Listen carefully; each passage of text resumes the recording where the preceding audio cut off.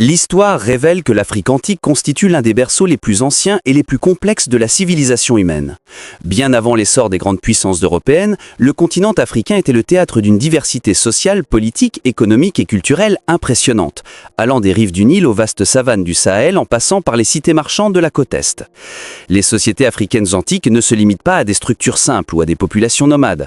Au contraire, elles démontrent des capacités organisationnelles, techniques et artistiques extraordinaires.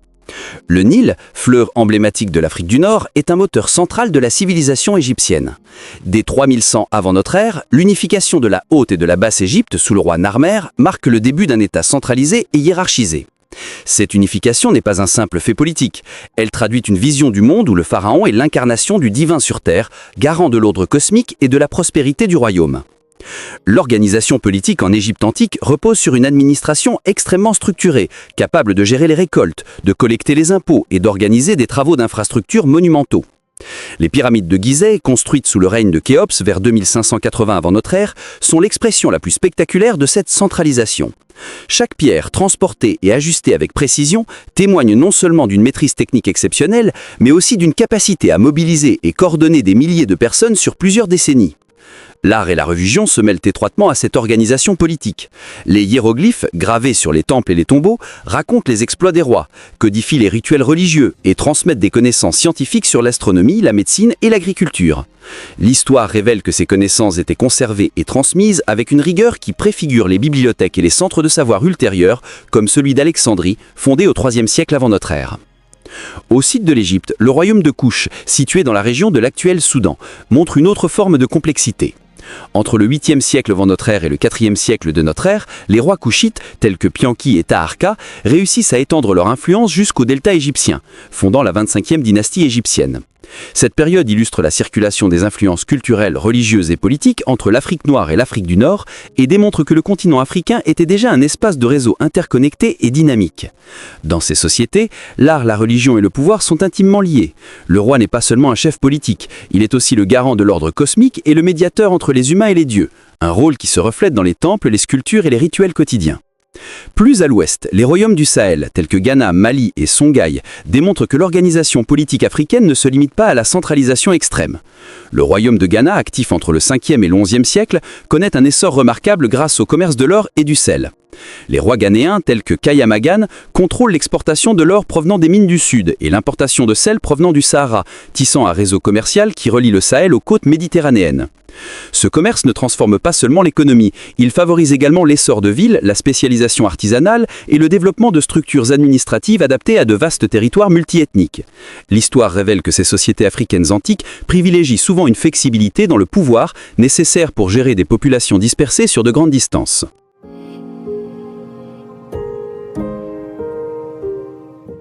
La côte est africaine avec des cités marchandes telles que Kilwa, Mogadiscio et Zanzibar. Illustre l'ouverture de l'Afrique antique aux échanges internationaux. Dès le 7e siècle de notre ère, ces cités deviennent des plaques tournantes du commerce entre l'Afrique, l'Arabie, la Perse et l'Inde. L'histoire montre que ces échanges sont à la fois commerciaux et culturels. Ils permettent la diffusion de l'islam, la naissance du swahili comme langue de communication et le transfert de technologies artisanales et agricoles. Le commerce maritime devient un vecteur d'influence culturelle et religieuse, tout en renforçant le prestige et la puissance des élites locales. L'art africain antique reflète cette sophistication. Les bronzes du royaume du Bénin, les gravures du Sahara et les constructions en pierre du Zimbabwe ancien démontrent une maîtrise technique avancée et une symbolique riche. Chaque œuvre d'art, chaque motif sculpté ou gravé témoigne de valeurs culturelles, religieuses et politiques. La religion africaine antique est profondément liée à la nature, aux ancêtres et au pouvoir des rois. Mais elle n'est jamais monolithique, elle varie d'une région à l'autre et intègre parfois des influences extérieures, tout en conservant ses spécificités locales. L'histoire révèle que la religion et l'art sont des instruments essentiels de la légitimation du pouvoir et de la cohésion sociale, capables de renforcer l'identité collective et de transmettre des savoirs complexes à travers les générations. En matière de savoir et de transmission de la connaissance, l'Afrique antique montre également une grande inventivité. Les traditions orales coexistent avec des systèmes écrits dans certaines régions, comme en Égypte, où les scribes jouent un rôle central dans l'administration et la conservation des connaissances.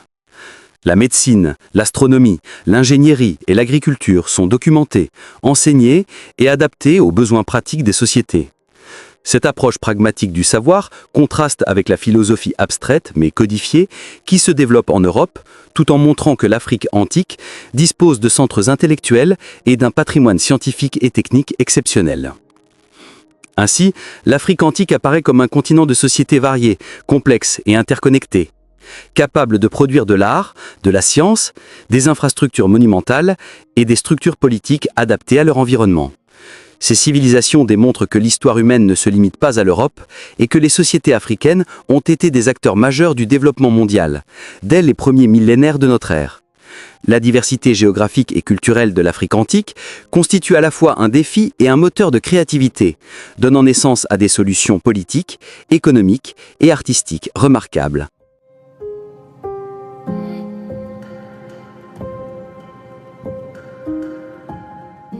L'histoire révèle que l'Europe antique se caractérise par un ensemble de civilisations profondément structurées, centrées autour de la Méditerranée, mais s'étendant également aux plaines et vallées du continent. La Grèce antique, dont l'apogée se situe entre le 8e et le 4e siècle avant notre ère, constitue un modèle emblématique de l'organisation politique et culturelle européenne. Les cités-États ou polices, telles qu'Athènes, Sparte, Corinthe et Thèbes, développent chacune des systèmes politiques distincts, adaptés à leur environnement et à leur culture locale. Athènes, par exemple, favorise la démocratie directe dès le 5e siècle avant notre ère, permettant aux citoyens masculins de participer à l'élaboration des lois et à la décision politique. Sous la direction de Périclès, de 461 à 429 avant notre ère, Athènes connaît un essor économique, militaire et culturel exceptionnel. L'histoire révèle que cette démocratie, bien que limitée à une fraction de la population, stimule la philosophie, les arts et les sciences, favorisant la construction d'édifices emblématiques comme le Parthénon et l'Acropole, symbole de l'harmonie entre architecture, religion et pouvoir politique. Sparte, en contraste, développe une oligarchie militaire rigide, centrée sur la formation des citoyens dès l'enfance pour en faire des soldats disciplinés. L'éducation spartiate, ou agogée, impose des régimes physiques, moraux et intellectuels destinés à préparer les jeunes garçons à la vie militaire et à la défense de la cité. Cette organisation illustre que, dans l'Europe antique, les structures politiques et sociales sont étroitement liées aux conditions géographiques, économiques et militaires de chaque cité. Sparte, située dans le Péloponnèse montagneux, privilégie le contrôle du territoire et la cohésion interne, tandis qu'Athènes, ouverte sur la mer et commerçant activement, développe un modèle plus participatif et orienté vers le commerce et la diplomatie. L'histoire révèle que les conflits internes et externes sont également des moteurs de développement culturel et institutionnel. Les guerres du Péloponnèse, 431 à 404 avant notre ère, qui opposent Athènes et Sparte, ne sont pas seulement des confrontations militaires, elles provoquent des transformations sociales, économiques et politiques profondes. Ces conflits favorisent la diffusion de nouvelles stratégies militaires, le développement de la rhétorique politique et la codification du droit, tout en stimulant la philosophie et la réflexion sur le pouvoir, la justice et la citoyenneté. Les philosophes grecs, tels que Socrate, Platon et Aristote, émergent dans ce contexte et posent les bases de disciplines intellectuelles qui influenceront durablement la pensée européenne. Rome, qui émerge quelques siècles plus tard, représente une dynamique différente mais complémentaire dans l'Europe antique. Selon la tradition, la ville de Rome est fondée en 753 avant notre ère et passe d'une monarchie à une république en 509 avant notre ère, avant de devenir un empire au 1er siècle avant notre ère sous Auguste. La République romaine repose sur un système complexe d'équilibre des pouvoirs, avec des magistratures, des sénats et des assemblées populaires. Mais elle est également marquée par des inégalités sociales importantes, notamment entre patriciens et plébéiens. L'histoire révèle que cette structure favorise à la fois la stabilité politique et la capacité de Rome à s'étendre territorialement. Les guerres puniques contre Carthage, 264 à 146 avant notre ère, illustrent la capacité de Rome à mobiliser ses ressources humaines et matérielles pour affirmer sa domination en Méditerranée occidentale. La victoire romaine lors de ces conflits permet de contrôler le commerce maritime, d'absorber des territoires riches en ressources et d'intégrer des populations diverses. Au 1er siècle avant notre ère, Jules César conquiert la Gaule et transforme Rome d'une puissance méditerranéenne en un empire territorial vaste et centralisé. Après l'assassinat de César en 44 avant notre ère, Auguste consolide le pouvoir et devient le premier empereur romain en 27 avant notre ère, inaugurant le Principat et une période de stabilité appelée Pax Romana. Cette stabilité permet un essor économique, culturel et urbanistique exceptionnel.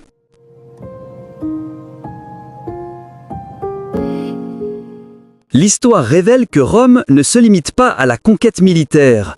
Son infrastructure, ses routes, aqueducs, ponts et ports, illustrent une capacité remarquable à organiser un espace immense et diversifié. Le commerce interne et externe prospère grâce aux routes pavées qui relient les provinces, aux ports méditerranéens qui facilitent l'échange avec l'Afrique, l'Asie et l'Europe, et aux monnaies uniformisées qui simplifient les transactions.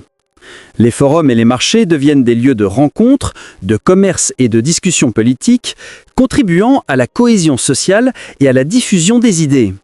Sur le plan culturel, l'Europe antique se distingue par un équilibre entre rationalité et esthétique. L'art grec met l'accent sur la représentation idéalisée du corps humain et la recherche de l'harmonie, tandis que l'art romain, bien qu'inspiré des modèles grecs, se caractérise par une dimension pragmatique et documentaire.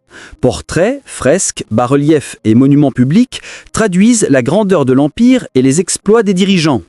La religion joue un rôle central, mais diffère selon les époques et les contextes.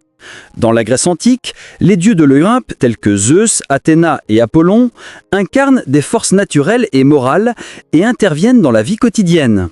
À Rome, la religion est d'abord civique et pratique, centrée sur le culte des ancêtres, des dieux protecteurs de la cité et des empereurs, avant l'avènement du christianisme au IVe siècle, qui transforme radicalement la culture, la morale et la légitimité politique. La transmission du savoir est également un marqueur de l'Europe antique. Les écoles philosophiques grecques, les bibliothèques et les institutions romaines codifient le droit, la rhétorique et la pensée scientifique. Les philosophes et juristes romains tels que Cicéron, Sénèque ou Culpin contribuent à la constitution d'un patrimoine intellectuel écrit et durable.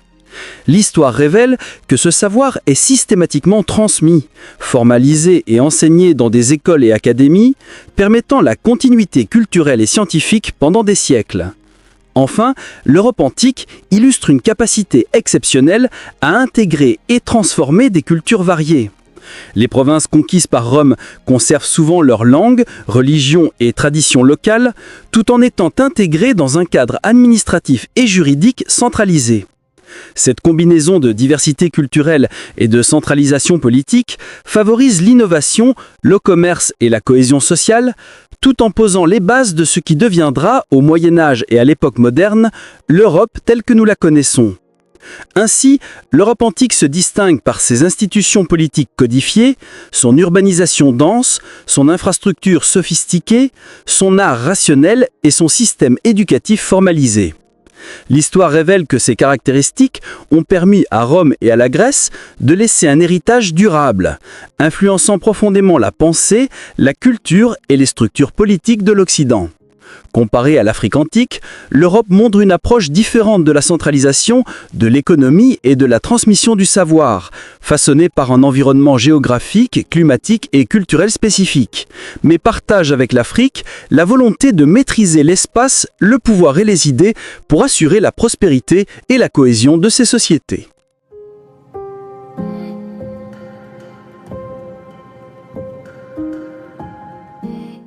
L'histoire révèle également que malgré ces différences, les civilisations africaines et européennes antiques partagent des préoccupations et des logiques communes.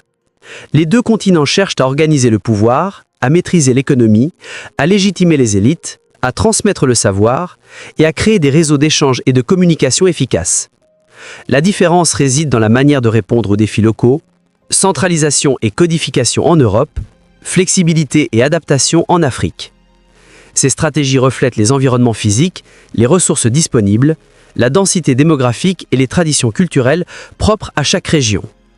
Enfin, l'héritage de ces civilisations est majeur et durable. L'Afrique antique, loin d'être un passé obscur, a développé des systèmes économiques, politiques et culturels sophistiqués qui ont influencé les sociétés africaines ultérieures et contribué à des échanges internationaux dès l'Antiquité. L'Europe antique, à travers la Grèce et Rome, a laissé un héritage de droit, de philosophie, d'art et d'urbanisme qui façonne encore aujourd'hui la pensée occidentale. L'histoire révèle que la compréhension de ces deux mondes permet de saisir la complexité de l'expérience humaine et de dépasser les visions simplistes qui opposeraient un continent civilisé à un autre primitif. Ainsi, l'étude comparative entre Afrique antique et Europe antique montre que chaque civilisation a développé des réponses uniques aux défis de son époque en fonction de son environnement, de sa culture et de ses besoins politiques et économiques. L'Afrique antique a privilégié la flexibilité et l'adaptation tout en créant des réseaux culturels et commerciaux étendus, tandis que l'Europe antique a misé sur la centralisation, la codification et l'universalité des institutions et des savoirs. Cette confrontation permet de reconnaître la richesse et la diversité de l'histoire humaine, ainsi que la capacité des sociétés à inventer des solutions durables et innovantes face aux défis du temps. En conclusion, l'histoire révèle que l'Afrique et l'Europe antique, malgré leurs différences géographiques, politiques et culturelles, poursuivent des objectifs similaires: assurer la stabilité sociale, organiser l'économie, légitimer le pouvoir, transmettre le savoir et créer des formes de beauté et de sens à travers l'art et la religion. Comprendre ces civilisations dans leur profondeur et leur complexité permet d'appréhender l'histoire mondiale de manière plus juste et nuancée, révélant la créativité, la résilience et la diversité des expériences humaines qui continuent de façonner le monde contemporain.